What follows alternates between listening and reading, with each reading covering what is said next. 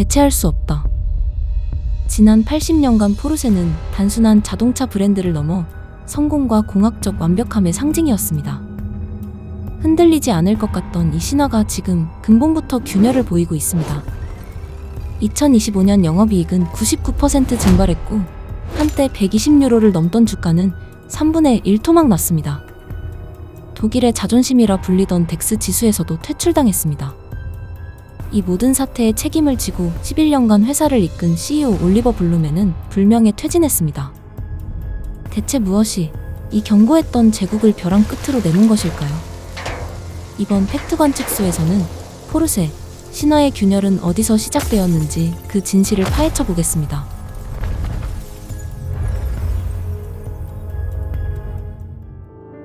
포르쉐의 역사는 곧 내연기관 스포츠카의 역사였습니다.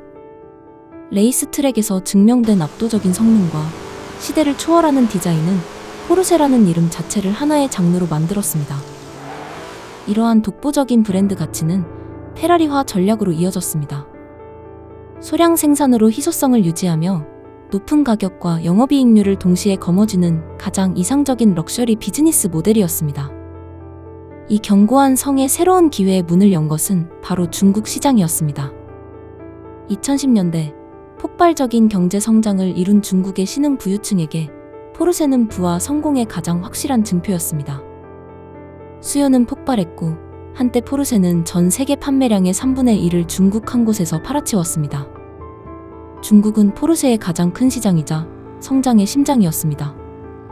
이러한 성공에 도취된 포르쉐는 자동차 산업의 거대한 패러다임 전환, 즉 전동화의 물결에 누구보다 자신만만하게 올라탔습니다. 2030년까지 판매 차량의 80%를 순수 전기차로 채우겠다는 야심찬 전략 2030 플러스. 그 선봉에는 포르쉐 최초의 순수 전기차 타이칸과 브랜드의 허리를 책임지는 베스트셀러 마칸의 완전 전동화 모델이 있었습니다. 타이칸이 출시 초기 거둔 기대 이상의 성적은 포르쉐에게 내연기관 없는 포르쉐도 충분히 통할 것이라는 일종의 확신을 심어주었습니다. 과거 내연기관의 왕좌를 지켰듯 다가올 전기차 시대의 왕좌 역시 자신들의 것이라 확신했던 것입니다.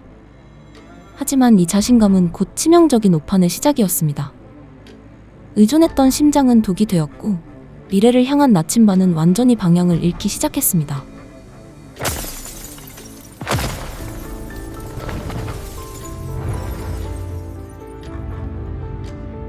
포르쉐 위기의 진실은 복합적인 충격의 연쇄 반응 속에 있습니다. 첫 번째 충격은 성급했던 전동화 전략의 역풍입니다. 포르쉐는 마칸의 후속 모델을 전기차로만 출시하는 초강수를 뒀습니다. 하지만 글로벌 전기차 시장의 성장세는 급격히 둔화됐고 충전 인프라와 높은 가격에 대한 소비자 저항은 여전했습니다. 결국 포르쉐는 오판을 인정하고 2030년 80% 목표를 사실상 폐기, 내연기관과 하이브리드 모델의 수명을 연장하기로 급히 방향을 틀었습니다. 이 전략 수정 과정에서 배터리 자회사 청산 등으로 31억 유로, 폭스바겐 그룹 소프트웨어 부문인 카리아드의 개발 지원으로 17억 유로, 총 5조 원이 넘는 천문학적인 비용이 증발하며 실적을 강타했습니다. 두 번째 충격은 믿었던 심장, 중국 시장의 배신입니다. 2025년 중국 판매량은 전년 대비 26%나 급감하며 2021년에 반토막 수준으로 추락했습니다. 여기에는 세 가지 이유가 있습니다. 첫째, 중국 현지 브랜드의 무서운 성장입니다. BYD와 니오 등은 포르쉐 못지않은 성능과 더 혁신적인 인포테인먼트 기술을 훨씬 저렴한 가격에 제공하며 프리미엄 시장을 잠식했습니다. 둘째, 중국 부동산 시장 침체로 인한 명품 소비 심리 위축입니다. 마지막으로 팔리지 않는 재고에 시달리던 현지 딜러들이 본사의 물량 밀어내기에 반발하며 수리비 지원과 판매 장려금을 요구하는 등 재고 확보를 거부하는 초유의 사태까지 벌어졌습니다. 전 세계 판매량의 3분의 1을 의존하던 시장이 이제는 생존을 위협하는 가장 큰 리스크가 된 것입니다. 세 번째 충격은 외부에서 날아들었습니다. 미국 시장에서는 유럽산 자동차에 대한 관세 부담으로 약 7억 유로의 추가 비용이 발생했고, 플로리다의 한 딜러는 본사가 부당한 판매 목표치를 강요하고 압력을 가했다며 무려 3억 달러 규모의 소송을 제기했습니다. 악재는 꼬리를 물고 이어졌습니다. 2025년 1분기부터 3분기까지 포르쉐의 영업이익은 99% 급감했고 한때 14%를 넘던 영업이익률은 사실상 손익분기점 수준인 0.2%까지 곤두박질 쳤습니다. 결국 3분기에만 1조 6천억 원의 영업손실을 기록하는 참담한 성적표를 받아들여야 했습니다. 성급한 미래 예측, 과도한 시장 의존, 예측 불가능한 외부 변수. 이 세 가지 칼날이 동시에 포르쉐의 심장을 꿰뚫은 것입니다.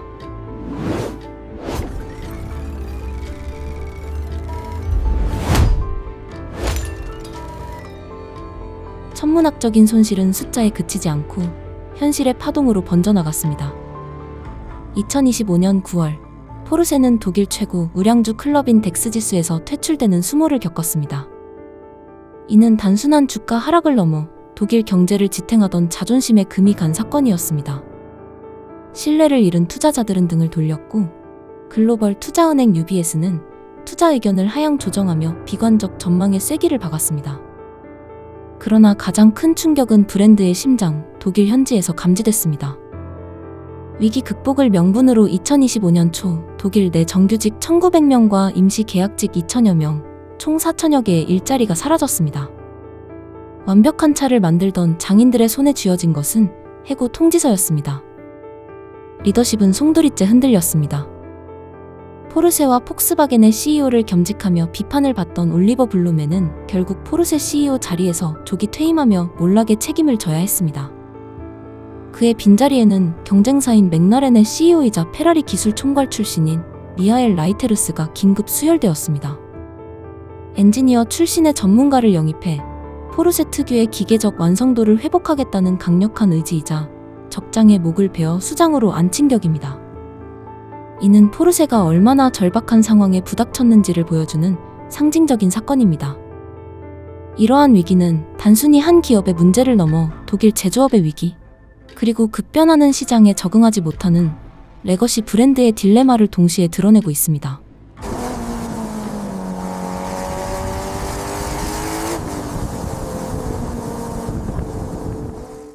추락은 끝이 아닌 새로운 시작일 수 있습니다. 절체절명의 위기 속에서 포르쉐는 생존을 위한 대수술을 시작했습니다.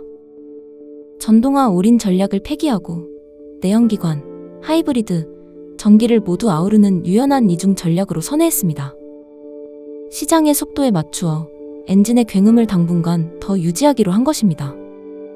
중국 의존도를 낮추는 시장 다변화와 함께 존더 분시 같은 초개인화 프로그램을 통해 수익성을 극대화하는 고전적인 럭셔리 전략으로 회귀하고 있습니다.